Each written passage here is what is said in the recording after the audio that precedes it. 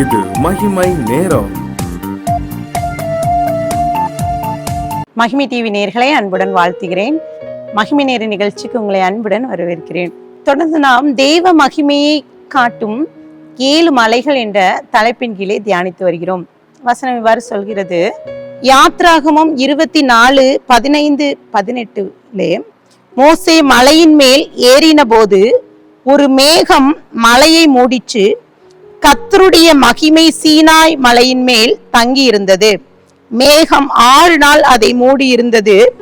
7ஆம் நாளில் அவர் மேகத்தின் நடுவிலிருந்து மோசையை கூப்பிட்டார். மலையின் கொடுமுடியிலே கர்த்தருடைய மகிமையின் காட்சி இஸ்ரவேல் புத்திரருடைய கண்களுக்கு பட்சிக்கிற அக்கினியை போல் இருந்தது. மோசே மேகத்தின் நடுவிலே பிரவேசித்து மலையின் மேல் ஏறி இரவும் பகலும் 40 நாள் மலையில் இருந்தான்.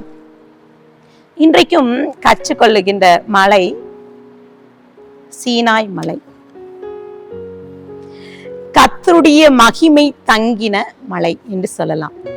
இன்னும் இஸ்ரவேலர்கள் யூதர்கள்லாம் சொல்லுவாங்க, இது ஒரு புனித மலை என்று சொல்கிறார்கள். அநேகர் இந்த மலை மேலே ஏறி இறங்கி இங்கே இந்த மலைக்கு மேலே ஏறி வந்தா ஆண்டவர் நம்ம கூட இருக்கிறாருலாம் செல்கிறார்கள்.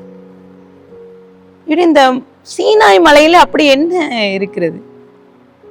இந்த மலையை குறித்து பார்த்தீங்கன்னா எல்லாத்துக்கும் தெரியும். மோசையோடு தேவன் முகமுகமான பேசின இடம் என்று சொல்லுவோம். இந்த சீனாய் மலை இது ஒரு அனுபவம் என்று சொல்லலாம். இந்த மோசே இஸ்ரவேல் ஜனங்களை வழி நடத்துகிறார்.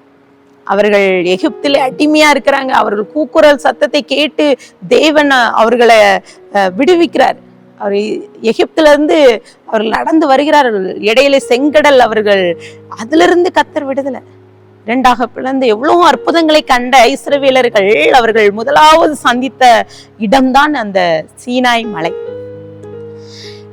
அவர் மோசே சீனாய் மலையில முதலாக ஏறி தேவனோடு பேச வேண்டும் என்று செல்கிறார். அப்போது கர்த்தர் சொல்கிறார், நான் ஜனங்களோடு பேசணும். அப்போ ஜனங்களெல்லாம் கூட்டி அந்த மலையின் அடிவாரத்துல மோசே வைக்கிறார். அப்போ கர்த்தருடைய சத்தத்தை கேட்கும் போது இந்த சத்தம், இந்த மலை அதிர்ந்ததாக வேதாகமத்திலே குறிப்பிடப்பட்டிருக்கிறது. இப்போ ஜனங்கள் பயப்படுறாங்க. பயந்துட்டு மோசே நீனே பேசு. இப்போ மோசே போய் பேசுகிறார். அப்போது இப்போ மோசே கிட்ட கர்த்தர் தன்னை வெளிப்படுத்துகிறார்.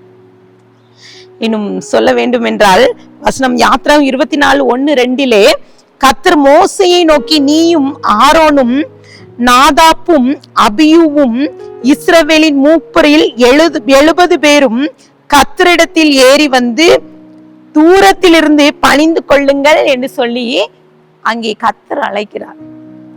இப்போ ஜனங்கள்லாம் கீழே இருக்கிறாங்க. அந்த மலைக்கு மேல 70 பேர் மாத்திரம் வர வேண்டும் என்று சொன்னார், பணிந்து கொள்ளும்படி. ஆனால் அவர்களை வரவழைத்து விட்டு தேவன் கர்த்தர் சொல்கிறார், மோசே மாத்திரம் என் அருகில் வர வேண்டும். அல்லேலூயா. பிரியமானவர்களே, இன்றைக்கு இந்த சீனாய் மலை அனுபவம் என்பது ஒரு ஈஸியான அனுபவம் இல்ல. அநேக பழி சொற்களை கேட்டு கேட்டு கர்த்தருடைய சமூகத்திலே விழுந்து கிடந்த மோசே அவன் அதிகாலே எழும்பி ஓடுகிறான் இந்த சீனாய் மலை மேலே. இந்த அனுபவம் நமக்கு என்ன கற்று தருகிறது என்றால், அதிகாலை ஜெபம் ஜெபம் ஜெபம் ஜெபிக்கிற மோசே ஜெபம். அவன் ஆண்டவர் சமூகத்திலே அதிகாலையுமே எழும்பி போய் காத்திருக்கிறான். அந்த அனுபவத்தை தான் சீனாய் மலை அனுபவம் நமக்கு தருகிறது. அவன் காத்திருக்கான். 40 நாள் இருக்கான், இரவு பகலும். அங்க சாப்பிடல, பகலும் உட்கார்ந்து ஆண்டுடைய சத்தத்தை கேட்கணும்னு காத்திருக்கிறார். இன்றைக்கு அநேகர் ஆண்டுடைய சத்தத்தை கேட்கணும், ஆவிக்குரிய அனுபவம் வேணுங்கிற நம்ம என்ன செய்யறோம்? ஒவ்வொரு கூட்டத்தையா தேடி ஓடுறோம். அந்த கூட்டத்துக்கு போனா எனக்கு அபிஷேகம் கிடைக்காதா, இங்க போனா அன்னி பாஷை கிடைக்காதா, எனக்கு ஆவிக்குரிய அனுபவம் அப்படி அல்ல பிரியமானவர்களே. இந்த சீனாய் மலை அந்த அனுபவம் நமக்கு சொல்கிறது, ஆண்டவர் சமூகத்திலே காத்திருங்க. ஆண்டவர் சமூகத்துல விழுந்து கிடக்கும் போது கர்த்தர் நம்மோடு பேசுவார். ஆவிக்குரிய ரகசியங்கள், அனுபவங்களை நமக்கு கற்று தருவார். இந்த சீனாய் மலையிலே சென்ற மோசேக்கு கர்த்தர் கொடுத்தார் ஒரு அழகான 10 கட்டளைகளை கொடுத்து அனுப்புகிறார். ஆனால் 40 நாள் தங்கின அந்த மோசே வராததை பார்த்த அந்த ஜனங்கள் என்ன செய்கிறார்கள்? அவர்கள் தங்கத்தெல்லாம் சேர்த்து உருக்கி ஒரு கன்றுக்குட்டியை உருவாக்குறாங்க. ஆனால் மோசே என்ன செய்கிறார்? அதை கீழே போட்டு அந்த கட்டளைகளை, அந்த பலகைகளை அந்த கன்றுக்குட்டியின் மேல போட்டு அதை அழிக்கிறார். கட்டளைகள் கிடைக்கல, மீண்டுமாக போராடுகிறார். பாருங்க வசனத்துல யாத்ராகம் 32 பாத்தீங்கன்னா அவர் சொன்ன ஒரு சந்தர்ப்பம் தாங்க ஆண்டவரே, இறங்குங்க சொல்ற, இஸ்ரவேலருக்கு ஒரு மன்னிப்பு கொடுங்க, மீண்டும் அவங்களுக்கு ஒரு ஆசீர்வாதத்தை தாங்க ஆண்டவரே, அவர்களுக்காக நான் நிற்கிறேன் என்று சொல்லி மோசே கேட்கிறான். அவர்களை நான் வழி நடத்துறேன்னு சொல்றான்.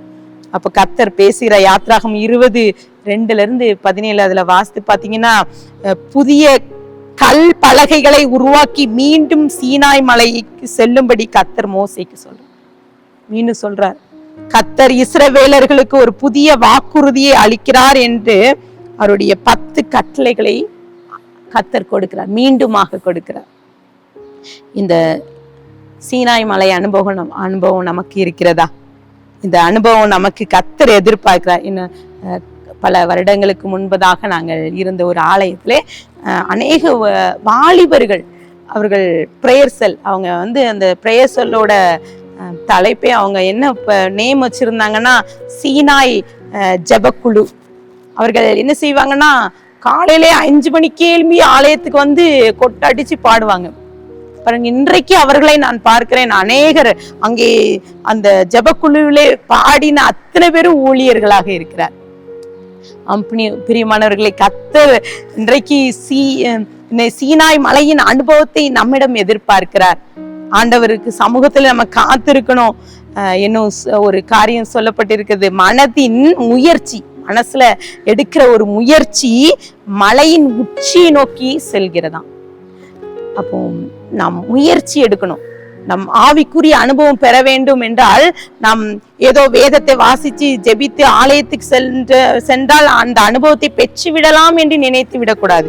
அதை முயற்சி எடுக்கும் போது கர்த்தர் இந்த முயற்சியை பார்த்து நமக்கு ஆவிக்குரிய இந்த அனுபவத்தை நமக்கு தருவார். இன்னும் பாத்தீங்கன்னா, இது தேவ மகிமை நம்மில் வெளிப்படும். கர்த்தர் நம்மோடு பேச ஆரம்பித்து விடுவார். மோசையோடு கர்த்தர் பேசுகிறார், முகமுகமாக அவன் தரிசிக்கிறான்.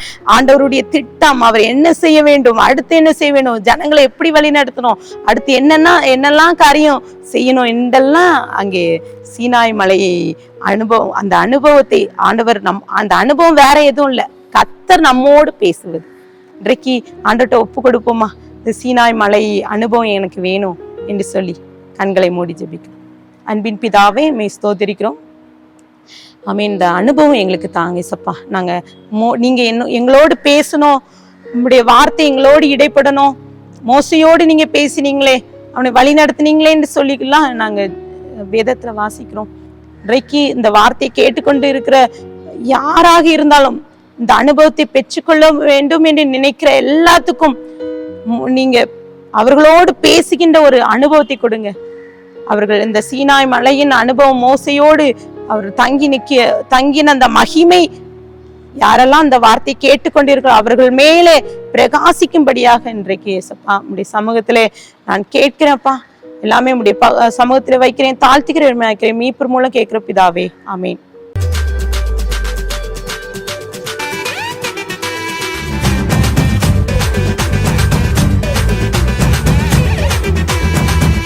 மகிமை